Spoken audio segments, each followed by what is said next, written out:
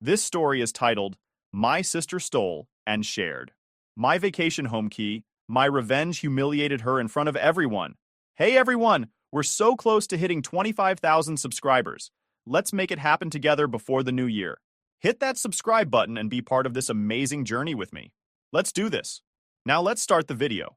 OP starts by saying, I'm 39 now, and after years of saving and working overtime, I finally managed to buy a cozy little place in a peaceful area a few years ago. It's nothing extravagant. 2 bedrooms, a small living area, and a backyard that's perfect for morning coffee or an evening barbecue. But to me, it's everything. A place to unwind, recharge, and escape from the chaos of everyday life.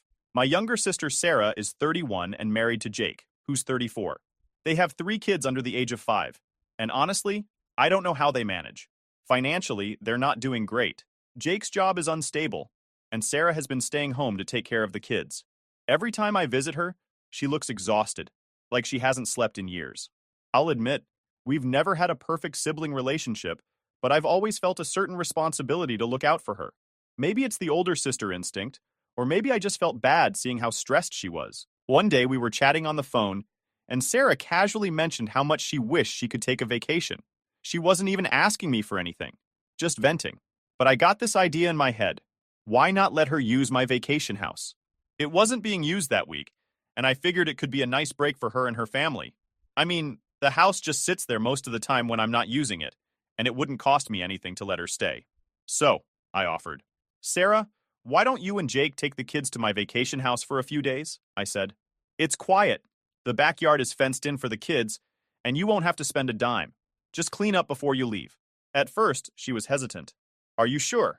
I don't want to intrude or anything, she said, but I could hear the excitement creeping into her voice. Of course I'm sure, I replied. You deserve a break, and the kids will love it there. By the end of the call, she was practically glowing through the phone.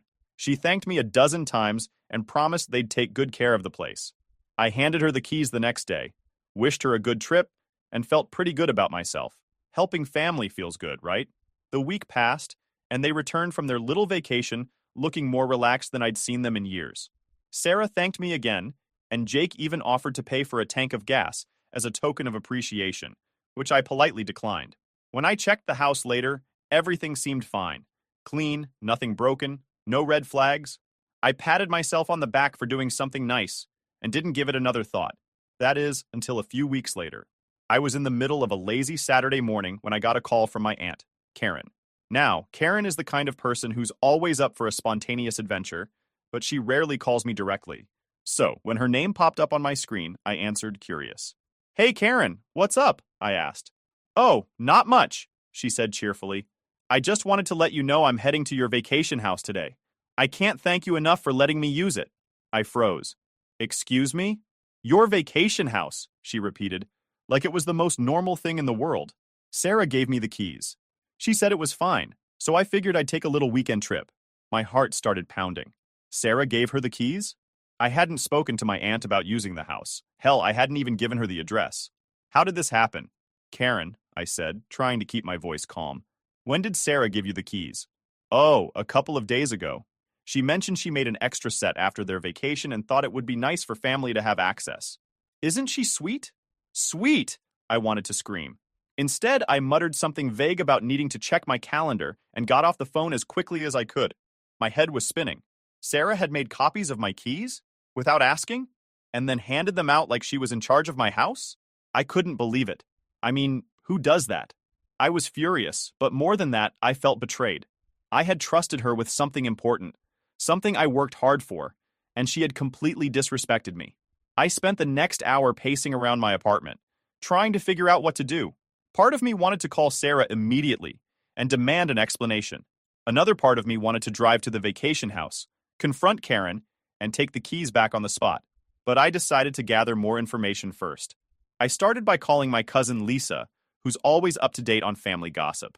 Hey Lisa, random question. Has Sarah mentioned anything about my vacation house to you? Oh yeah, she said, like it was no big deal. She said you're super generous for letting the family use it. She even offered to give me a set of keys in case I wanted to stay sometime. I had to bite my tongue to keep from screaming. Did she actually give you keys? Not yet, Lisa replied. I told her I'd let her know if I ever needed them. That was the final straw. Sarah hadn't just made an extra set of keys, she was distributing them, turning my private getaway into some kind of family timeshare. The audacity was mind-blowing. By the time I hung up the phone, I was seething. This wasn't just a misunderstanding or a small mistake. This was entitlement on a level I couldn't wrap my head around.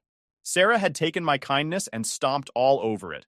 Something had to be done, but I knew I needed to calm down before confronting her. That night, I lay awake in bed, replaying the situation over and over in my head. How could she think this was okay? Did she really believe she was doing me a favor by giving my house away? The more I thought about it, the angrier I got. But I also realized something else. Sarah's actions said more about her than they did about me. She was greedy, entitled, and had no respect for boundaries. I decided then and there that this wasn't going to end with a simple conversation. No, Sarah needed to understand just how badly she had messed up, and I was going to make sure she never pulled a stunt like this again. The next morning, I woke up with one thought in my head. I need to confront Sarah. I couldn't let this slide. She had not only broken my trust, but blatantly disrespected my boundaries. It wasn't just about the vacation house, it was about her complete lack of consideration for me and my property. I called her right after breakfast. She picked up on the second ring, cheerful as ever, like she hadn't just turned my house into a family hotel. "Hey, big sis, what's up?" she said, sounding oblivious. "Sarah," I started, keeping my voice steady. "We need to talk. Why does Aunt Karen have a key to my vacation house?" There was a pause. Then she let out a nervous laugh. "Oh, that. Yeah, I gave her a set. I thought it'd be nice for her to have a little getaway." "You thought?" I snapped, unable to hold back.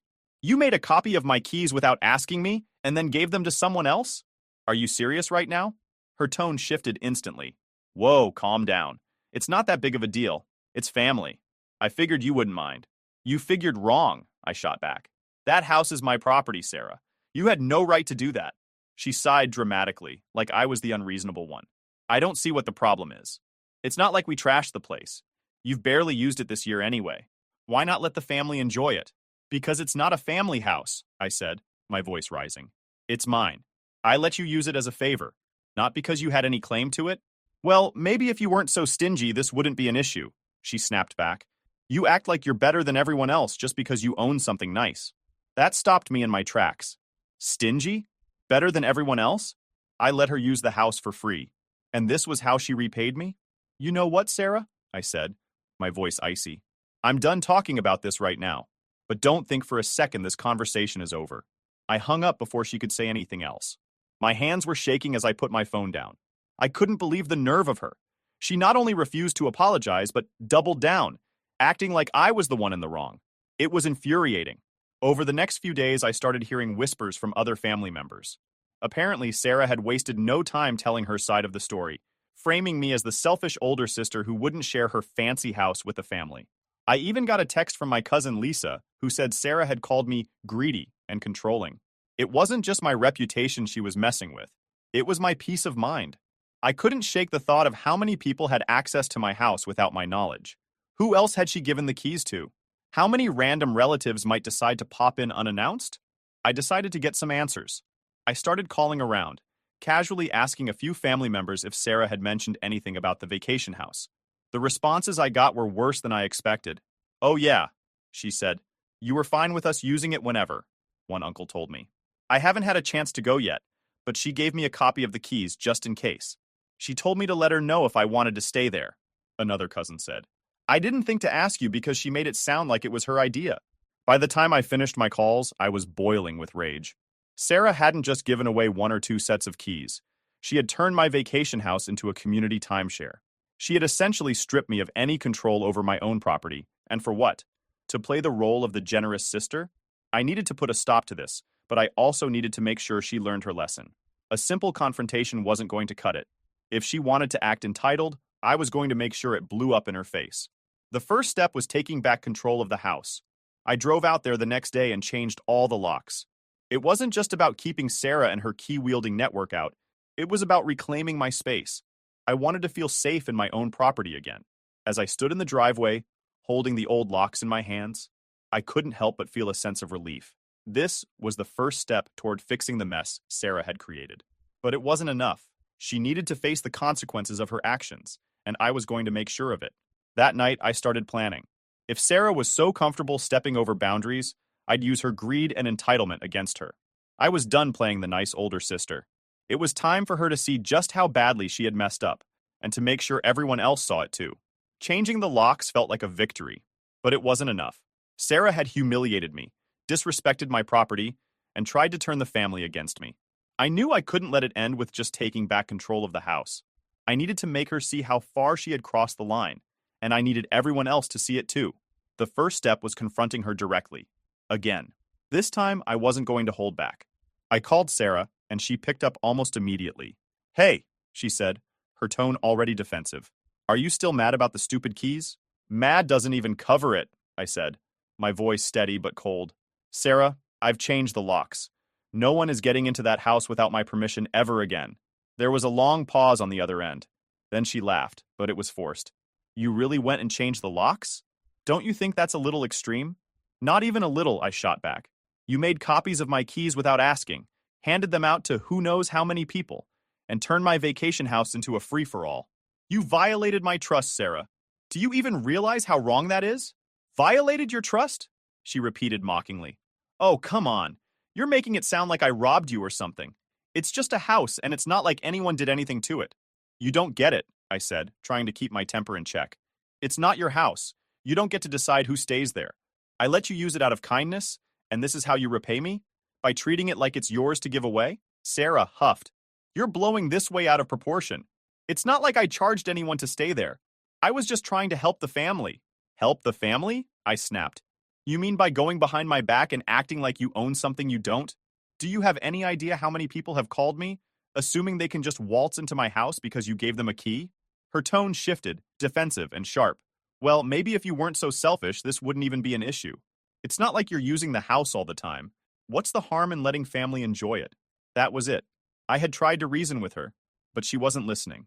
Her entitlement was off the charts, and I realized she didn't feel the slightest bit guilty for what she'd done. If anything, she thought I was the problem. "You know what, Sarah?" I said, my voice calm and icy. "I've had enough of this conversation. You crossed a line, and you're going to face the consequences." "What's that supposed to mean?" she asked, but I didn't answer. I hung up and took a deep breath. It was time to move on to the next phase of my plan. Later that evening, I started setting the trap. If Sarah wanted to act like the queen of generosity, I was going to give her a chance to dig herself even deeper. I sent her a text. "Hey, I've been thinking about what you said, and maybe you're right. Maybe I have been too protective of the vacation house. Let's talk tomorrow. I have an idea I think you'll like." She replied almost immediately. "Finally. Glad you're coming around. Let me know when you want to chat." The next day, we met at a coffee shop. I pretended to be apologetic, telling her I realized I might have overreacted and that I wanted to make things right. "I've been thinking," I said, "and maybe the house could be more of a family resource, but we'd need some rules." She perked up at that. "What kind of rules?" "Well," I said, leaning in like I was sharing a big secret, "I was thinking about offering a family rental program. I'd charge a small deposit, just enough to cover cleaning fees and maintenance, so everyone can use it without any issues. You'd be the first to get access, of course, since you've already used it." Her eyes lit up. "Really? That's so generous of you. But there's one catch," I said. "If I do this, I need to know everyone will follow the rules. I can't have people making copies of the keys again or letting just anyone stay there. So, to show you're serious, I'd need a small commitment up front. Say, $1,000. Sarah hesitated for a moment, but then her greed got the better of her. $1,000? That's it? That's it, I said. It's just to show good faith. Once we set up the program, you'll be reimbursed, and you can use the house whenever it's available." She grinned. "Deal." I left that meeting feeling smug. I knew Sarah couldn't resist the idea of having first dibs on the house, and I knew she'd fall for the family rental scheme without a second thought. Now, all I had to do was wait for her to take the bait. Sure enough, a few days later, Sarah sent me the deposit. I let it sit in my account, untouched, while she started bragging to everyone in the family about her special deal. She made it sound like she was the mastermind behind the whole thing, telling people how she had talked me into sharing the house and secured exclusive access for herself. She even hinted that she could help others get in on the deal, for a price, of course. I didn't stop her. The more she bragged, the better the payoff would be. By the time she finished spinning her story, the family was buzzing about how generous Sarah was and how I'd finally come around to her way of thinking. Little did they know, the real fireworks were about to begin. Sarah had no idea what was coming. She was riding high on her little ego trip, bragging to the family about how she convinced me to share the vacation house. It was nauseating, but I let her have her moment. After all, the higher she climbed, the harder she'd fall. Meanwhile, I started laying the groundwork for the grand reveal. I reached out to a few key family members who were closest to Sarah, the ones who'd believe her nonsense without a second thought. I casually mentioned that I was re-evaluating how the vacation house was used, hinting that Sarah's suggestions had pushed me to make some big changes. Of course, I didn't mention the rental program she thought she'd masterminded. I just let them assume she was helping me make the house more accessible. By the time I was done planting the seeds, Sarah had unknowingly set herself up as the face of the vacation house drama. She loved the attention and leaned into it, even telling people that she'd negotiated the rules so the house could stay in the family. It was almost impressive how far she was willing to go to make herself look good. Almost. Then came the family barbecue, the perfect stage for the big reveal. The day of the barbecue, I arrived early to help set up. Sarah was already there, surrounded by a few cousins, holding court like she was royalty. She shot me a smug smile when I walked in, clearly convinced she'd won. As the afternoon went on, I waited for the right moment. It came after lunch, when most of the family was gathered around the picnic tables, chatting and laughing. I stood up holding a glass of lemonade and tapped my fork against it to get everyone's attention. "Hey everyone," I said, smiling. "I just wanted to take a moment to thank Sarah for everything she's done to help with the vacation house situation." Sarah's face lit up. She clearly thought I was about to shower her with praise. "You've really gone above and beyond," I continued. "You've given out keys, made up your own rules, and even created this amazing family rental program idea." There were a few confused murmurs from the crowd. Someone asked, "Rental program?" "Oh, you didn't know," I said, feigning surprise. "Sarah's been telling everyone about how she convinced me to let the family rent the house. She even sent me a $1,000 deposit to secure first dibs." Now the murmurs turned to whispers, and Sarah's smile started to falter. "Well, I mean, it was just a suggestion," she stammered. "Really? Because it seemed pretty official," I said, pulling out my phone. "Here's the deposit she sent me." I held up the payment receipt for everyone to see. Sarah's face turned bright red. "But the thing is," I continued, "there's no rental program. There never was. I just wanted to see how far Sarah would go to take control of something that doesn't belong to her. Turns out, $1,000 is the price of her dignity." The crowd went silent. Then the questions started flying. "She gave out keys without asking you? She paid $1,000 for nothing? What was she even thinking?" Sarah tried to defend herself, but it was useless. The more she talked, the worse she sounded. "I was just trying to help," she insisted. "I thought it was a good idea." "Help?" I said, my voice sharp. "You mean by disrespecting my property, turning the family against me, and acting like you're in charge? That's not helping, Sarah. That's entitlement." By now, she was practically shrinking in her seat, but I wasn't done. "And just so everyone knows," I added, turning to the rest of the family, "the vacation house is mine. It's not a family house, it's not a timeshare, and it's definitely not available for rent. If anyone wants to stay there, they can ask me directly. But as of now, no one who had an unauthorized key will ever step foot in it again." With that, I sat down and took a sip of my lemonade, letting the weight of my words sink in. The fallout was glorious. Sarah became the laughingstock of the family almost overnight. People started calling her Key Queen and joking about how she should start a property management business. One uncle even asked her, "So, do I get a refund on that rental program you were running?" She avoided me for the rest of the barbecue and left early, muttering something about not feeling well. But the damage was done. Her reputation was in tatters, and no one took her seriously anymore. As for the $1,000, I donated it to a local charity and sent her a receipt with a note that said, "Thanks for your contribution. The community appreciates your generosity." After the barbecue, Sarah went radio silent. No calls, no texts, not even the passive-aggressive Facebook posts she was known for.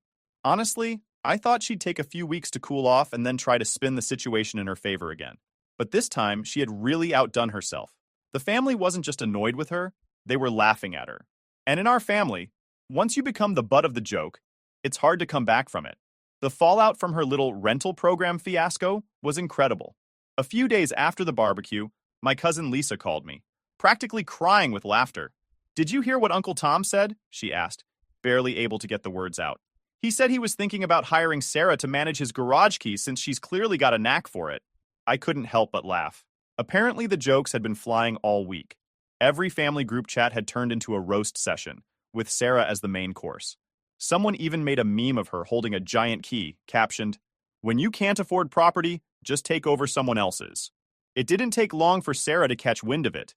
She tried to play the victim, posting a long rant on Facebook about how families should support each other, and nobody appreciates how much she sacrifices. But the comments were brutal. One cousin replied, "You sacrificed $1,000 for nothing. That's on you, sis." Another added, "Maybe if you'd asked permission instead of acting like the house was yours, this wouldn't have happened." She eventually deleted the post, but by then, the damage was done. No one was buying her excuses, and she knew it. Meanwhile, I decided to add one final layer to the humiliation. I created a group email for the extended family and sent out a message titled Vacation House Update. It read, "Hi everyone. I just wanted to clear up any confusion about the vacation house. To avoid any future misunderstandings, I've implemented some new rules. The house is privately owned and maintained by me. It is not available for general family use. If you'd like to stay there, you'll need to request permission directly from me. No exceptions. Any unauthorized use of the house will result in permanent loss of access. Special thanks to Sarah for reminding me how important it is to set boundaries and maintain control over my property. Best, my name." The sarcasm wasn't lost on anyone. Within hours, my inbox was flooded with replies. Most were supportive, people saying they understood and respected my decision. A few couldn't resist poking fun at Sarah. One email read, "Guess I'll have to return the invisible keys Sarah gave me. Thanks for the heads up." Sarah, of course, was livid. She called me the day after the email went out, furious. "How could you do this to me?" she demanded. "You made me look like a fool."